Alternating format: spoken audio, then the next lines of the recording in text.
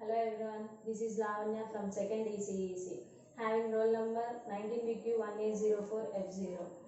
Now from Digital System Design with VHDL, I am going to discuss about elements of VHDL. Basic elements of VHDL are 4 types: identifiers, data types, data objects and operators. Identifiers can be defined as the identification of any data type. These are of 2 types: basic identifier, extended identifier. Basic identifier is composed of letters, numbers and alphabets. It must begin with alphabetic characters. It cannot contain any spaces. No consecutive underscores are allowed. It is case insensitive. No VHDL keywords are allowed. Extended identifiers. Extended identifiers is a sequence of characters written between 2 backslashes. It is case sensitive. It can contain spaces and consecutive underscores. VHDL keywords are allowed. Data object. A data object holds a value of specific data type. There are 4 types: constant, variable, signal, file. Constant. This type of object holds a single value. The value cannot be changed during the time of simulation. Syntax of constant declaration is constant name, constant type, equal to value. Example: constant count, integer count, equal to 5. Variable. This type of object holds different values at different times. It is declared within a block of process. Syntax of variable declaration is variable name, variable type. Example: variable count, integer. Signal. It holds a list of values that include current value and a set of possible future values that are to be appeared on the signal. Syntax of signal declaration is signal name, signal type, equal to value. Example: signal clock, bits equal to 10 nanoseconds. File. This class contains a sequence of values. Values can be read or written to the file using read and write procedures. Example: file math text open read mode is. Operators. Operators are of 4 types: adding operators, multiplication operators, logical operators, relational operators. Adding operators. These are plus, minus, ampersand, where ampersand is the concatenation character which is used for the array type or element types. Example: x equal to 1 ampersand 1011 results in 11011. Multiplication operators. These are by, star, mod, remainder. Suppose mod a by b, where here mod operator gives the remainder of a by b with the sign value of b. Example: 15 mod minus 7 gives the value of minus 1. For example, suppose rem a by b, where rem operator gives the value of a by b and with the sign value of a. Example: 15 mod minus 7 gives 1. Logical operators. There are 7 types of logical operators: or, and, not, NAND, NOR, XOR and XNOR. Relational operators. These are also known as comparison operators. They are equal to, less than or equal to, greater than or equal to. From analog and digital communications, I am going to discuss about sampling. All real world signals are analog in nature. That is, any physical signal such as sound or light is considered as an analog signal. The thing about the analog signal is infinite. They are infinite in nature. So dealing with the analog signals is very difficult. They are difficult to store and even more difficult to process. Whereas digital signals are finite in nature.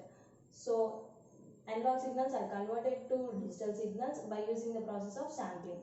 The sampling theorem specifies the minimum sampling rate at which the continuous time signal needs to be uniformly sampled so that the original signal can be completely recovered or reconstructed by these samples alone. Sample is the estimated value of the signal at any instant of time. If we have more number of samples, then the signal can be easily reconstructed. To perform the sampling, the signal must satisfy the following. X of t must be a band-limited signal. That is, it should not have higher frequencies. If maximum frequency in x of t is fm, then fs should be greater than or equal to 2fm. Now, if fs greater than 2fm, then reconstruction is easy and the signal is perfectly reconstructed with the help of practical LPF. If fs equal to 2fm, reconstruction is done with the ideal low pass filter. If fs less than 2fm, then the signal cannot be reconstructed due to aliasing effect. To overcome the aliasing effect, the signal must satisfy the two conditions. That is, the signal should be a band limited signal. That means it should have a finite energy. Sampling frequency must be greater than or equal to the maximum frequency in x of t. That is, fs greater than or equal to 2fm. We have three types of sampling techniques: ideal sampling, natural sampling, flat top sampling. Ideal sampling. Ideal sampling uses the principle of multiplication. It is ideally DC, so practically not possible. It is having high noise interference. Output energy is very low. Next, natural sampling. Natural sampling uses the chopping principle. It is practically having a pulse of finite width equal to tau. It is having less noise. Flat top sampling. Flat top sampling uses the principle of sample and hold circuit. It is having a high noise interference, but it is easy to perform in. From control systems, I am going to discuss about signal flow graph. A signal flow graph is invented by Claude Shannon, but often named as Mason graph, which is named after Samuel Jefferson Mason. Signal flow graph is a directed graph in which nodes represent system variables and branches represent functional connections between pairs of nodes. Signal flow graph is associated with a set of linear equations. A signal flow graph doesn't require any reduction process because of availability of flow graph gain formula, which relates between the input and output variables. Terminology of signal flow graph. Node. It is a point which represents system variables. Branch. A branch is a line segment of the signal flow graph joining two nodes along which the signal travels from one node to another node. Every branch is unidirectional. Input node. It is a node with only outgoing branches. This is also known as source. Output node. It is the node with only incoming branches. It is also known as sink. Mixed node. It is the node consists of both incoming and outgoing branches. Path. It is a traversal of connection of branches in the branch direction such that no node is traversed more than once. Loop.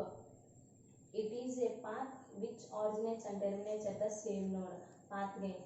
The product of branch gains encountered in traversing the path is called the path gain. Construction. The functional dependence of a node indicates the incoming arrow. In general, a signal is a given set of algebraic functions, then the signal flow graph is basically a matter of following through the cause and effect relations, relating each variable in terms of itself and others. The relationship between output and input variables is given by the formula which is known as the overall system gain, that is the Mason gain formula. T is equal to sigma k delta k mk by delta, where mk is the path gain for the kth forward path, and delta k is the value of delta for the path non-touching of kth forward path, and delta is the determinant of SFG properties. Signal flow graph applies only to linear systems, and the signal must be given a set of algebraic equations and must follow the cause and effect relations. Applications. Characterizing sequential circuits of Moore and Millet type, obtaining regular expressions from the state diagrams. Stochastic signal processing, control and network theory. Thank you everyone.